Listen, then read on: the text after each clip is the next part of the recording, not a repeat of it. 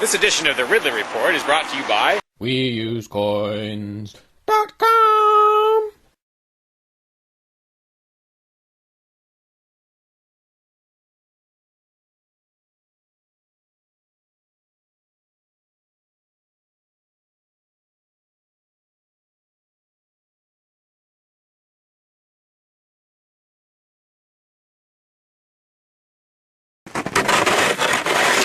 When I was out there a couple years ago, I tried to do a video, I got rid of some of the ice and did a little video about it, suggesting maybe that I shouldn't be the only one.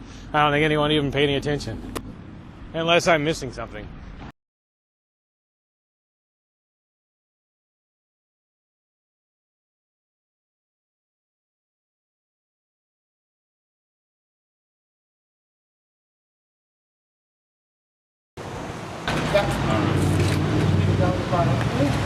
Yeah, Free Staters are always saying more Mayberry, less Fallujah. I'd like to say more Mayberry, less Move.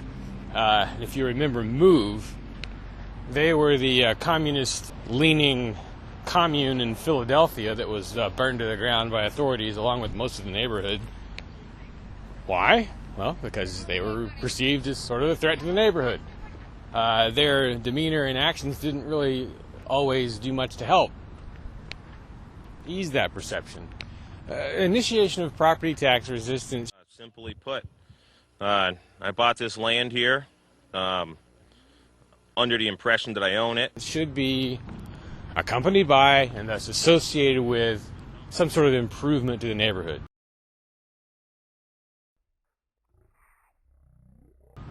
I mean, if you so much as sit on the porch at the CAC and have a conversation, there's a pretty good chance you're going to disturb some neighbors because they're that close. Imagine how much negativity there's going to be toward the CAC, toward Ian, as the place starts to become a real ground zero of some kind of property tax revolt. Because a lot of things will probably have to be done at or near the CAC to harden it in some way against the authorities.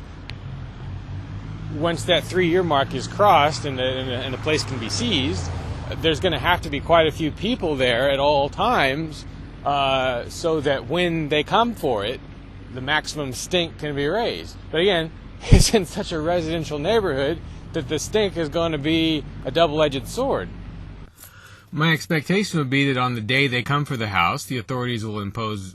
Well, actually, before they even take it, they may impose an exclusion zone, which bans any number of people from being at the house.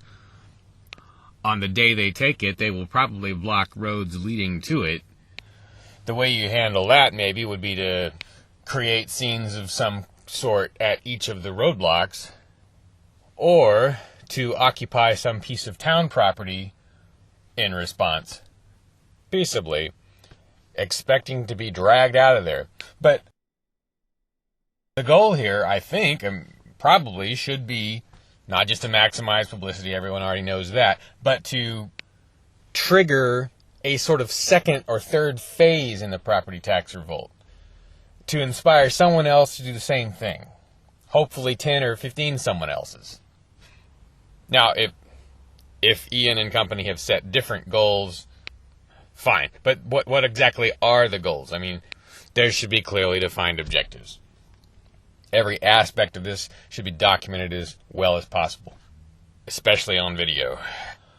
What would be relatively ideal is if there were some situation that could be created where the free keeners, Ian, whoever, are able to broadcast live inside some ongoing situation.